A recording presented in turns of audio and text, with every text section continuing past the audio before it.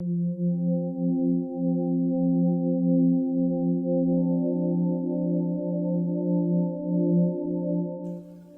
Om, Namaste. I'm back here again because I don't give up. I never want to give up. So, you got the clue? Today's topic is never give up. Three words extremely powerful that makes you and takes you much ahead than what you ever thought of about yourself. Never give up. I think this goes for the youngsters, the youth, the middle agers, and those with gray haired people like me, and it goes beyond at all planetary ages to come that we are alive in this planet. Never give up. I just want to remind you, when you were small kids, when we were all babies, we were infants, who taught us to walk, crawl, speak, fall, again get up, again walk. So we learnt everything as a kid. If you remember, if you can see somebody else's kid, your grandkid, and if you remember how you learned walking or even crawling. So when you wanted to get down from the bed, it wasn't easy for you. Your mom put you to sleep in the bed and you woke up and you wanted to come down, search for your mother. And what happened at that time was you tried to get down from the bed. You were clinging on to the sheet and you were trying to put your foot down, but it wasn't possible. Many times you fell down, then again you woke up, and then you decided, no, again I'll try. This time I fell, again I'll do. Nobody taught you. There was no tutor then. At that age, there is no tutor because nobody can teach us. It is self-taught. So that self-taught inner power is called never give up. And never give up, that habit which we were born with, that little wisdom that we carry in our DNAs, which reminded us when we were kids, infants, how to handle hot food or hot milk, or how to handle the emotions when we didn't even have the words to speak. So we learned practically everything as a kid. Never give up. And what happened as we grow up? Somewhere we get corrupted with all outside influence. What happens around us, what happens outside us, all that affects us. And then we begin to believe, oh no, it's not possible. I think now I'm overgrown. I think I put on weight. I think I've reduced. I think I've become very thin. I think I'm aging. I think it's not possible. I'm not saying everything is possible at every age of ours, a planetary age. Yes, the body ages, and accordingly, the body responds. But then, never give up is not on the body. Never give up is on the spirit, on the willpower that we have. That's something inside us. Never give up. And if you remember, if you can just go back, I know none of us can remember when we were infants, but we can imagine how we learned walking, how we learned crawling, how we walked one step and fell down. So everything we learned from within, the strength that we had within us, by knowing this trick called never give up. But over the years, I think somewhere we begin to lose our inner power, inner strength, saying, okay, now I think I can't. The one person who believes in you is you. The one person who believes in you is you alone. If you don't believe in you, in yourself, how do you expect someone else to believe in your strength, in your vocabularies, or in what you do? You have to believe in yourself to let others believe in you. That is why never give up. It reminds me of the great Greek philosopher Socrates. And he had a very liberal thought patterns. He was very different person at that given time, who had a very strong set of belief systems. He was opposing that, and he was imprisoned. And when he was imprisoned, the following day, the decision had come from the king that he would be poisoned. And a poison by the name hemlock was to be given to him. And he knows the outcome. When he drinks that poison, hemlock, he would be dead by the next day. And that night, he couldn't sleep. Obviously, he was thinking about it. And from the next cell or the prison, he heard another prisoner. And that prisoner was a folk singer. For some reason, he was also imprisoned. And that folk singer was singing. And that song, whatever he was singing, was so beautiful. And he thought, how beautiful it is. This is one thing that I haven't learned. I wish I had learned singing also. He was right facing the death. So he knocked on the pillar, on the wall of the cell, and he says, "Hey you, who's that? Your voice is so melodious, you're singing so beautifully." So both couldn't see each other. But then the neighboring cell man, the person, he said, "I'm so and so, and I'm a folk singer. I've been imprisoned. And I can't sleep here, so I'm singing." And Socrates goes on saying that I'm enjoying every bit of singing, and I regret that I haven't learned. So can you please give me some tuitions? Can you please teach me how to sing? And the prisoner says, because they can't see each other, so the prisoner says, "May I know who you are?" And by then the word had spread so much. And Socrates said, "I am Socrates, and very soon they'll be poisoning me, and I'll be gone, but I want to learn music." He said, "What I know, what I heard is that they've already poisoned you, so you'll be dead by the morning. So what would you do? Why do you want to learn singing? Do you think that you can sing and you can appease? And what would you achieve by learning music now?" He said, "What I achieve is not for others, but I achieve what I couldn't do before. I loved your song and I always wanted to learn music, but I couldn't.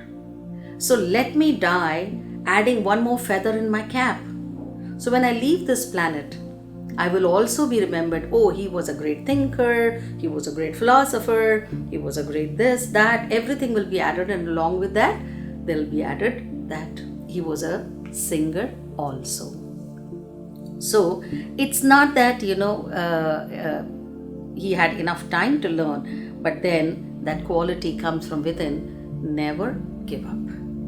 That is why he is remembered, and all times to come he will be remembered for what great personality he was. So he said, "I want to learn," and learning, my dear ones, never stops.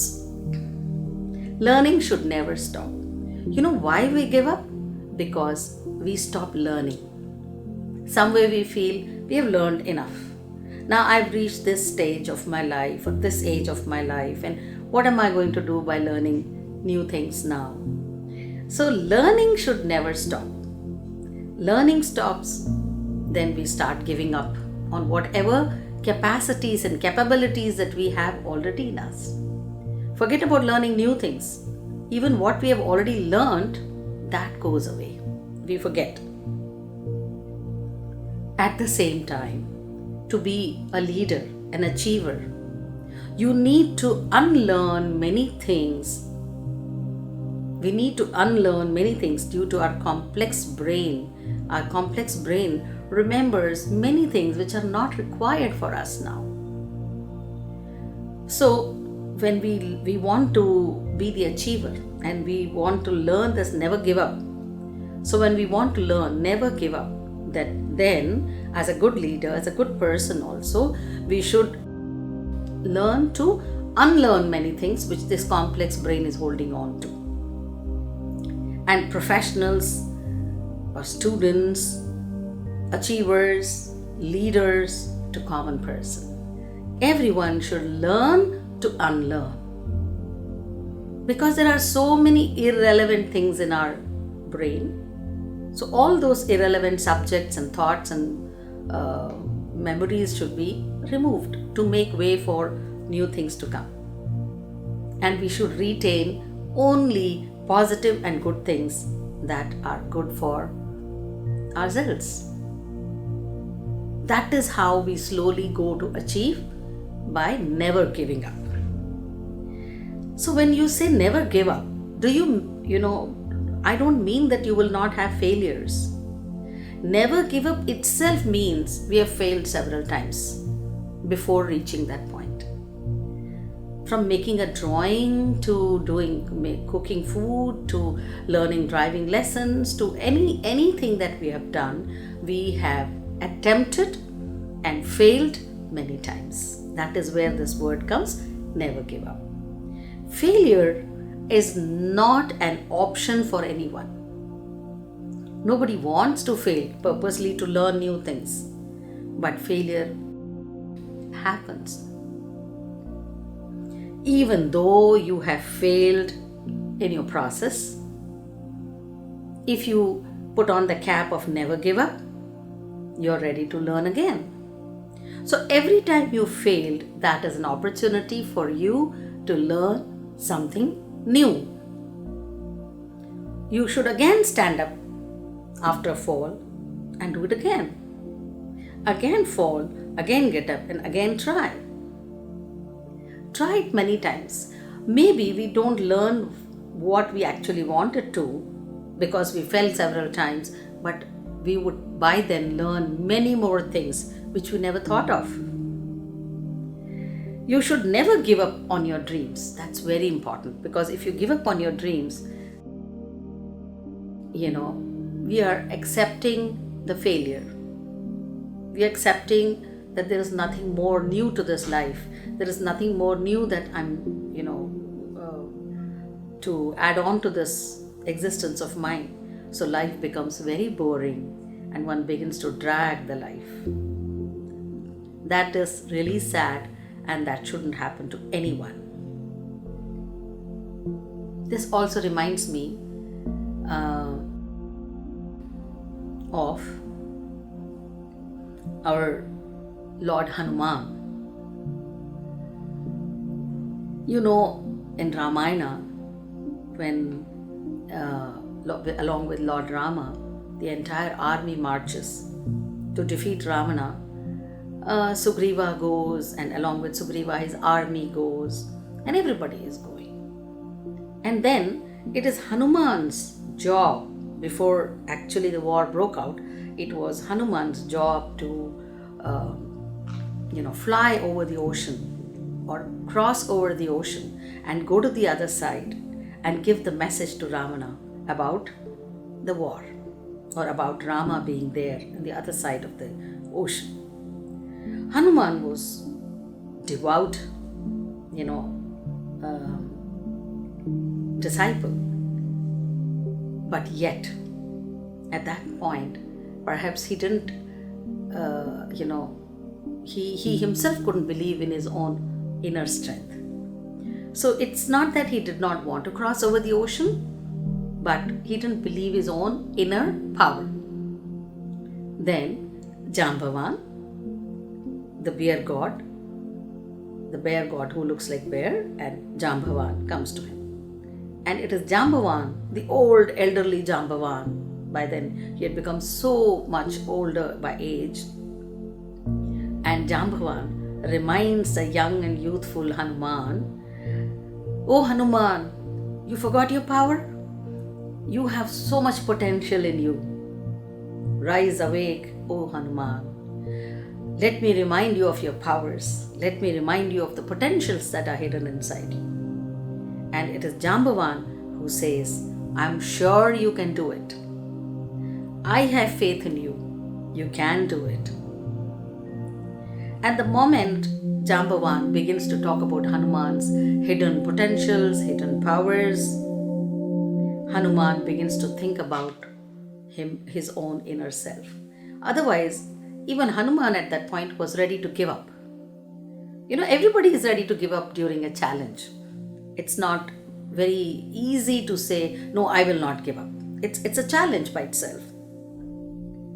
And then Hanuman believed the words. First, he believed the words of Jambavan, and then he believed his own inner potentials, inner strength, inner abilities, inner power. And that's when he said, I will do it. And he flew with all his power, with all his strength over the ocean. He goes as a messenger to Ravana, and he goes and meets Mother Sita. And then, with all the challenges he faces there, that's yet another story, he comes back safely with the message of Mother Sita to Lord Rama. And how did it happen? It simply happened because he was very sure about himself. So, who is supposed to be sure about yourself? You yourself should be sure about yourself. You need to be sure about yourself. If you have faith in yourself, if you are sure about yourself, then you will achieve and you can achieve. So never give up does not mean that you straight away dive and do things what you've never learned and put your life in threat and risk. Never give up is more on the emotional front, because it's not just the body which becomes weak. Before the body, it's the mind and the emotion which becomes weak, which forces you to say, no, I can't now. It's not possible. And that is what quickens the aging process. And that aging process begins right from the younger middle age, even pre-middle age, I would say. Because there is so much stress in daily life, there's so much pressure in professional life. And to balance the professional life, the family life, your spiritual life, you need to have that strength within you that I can do it.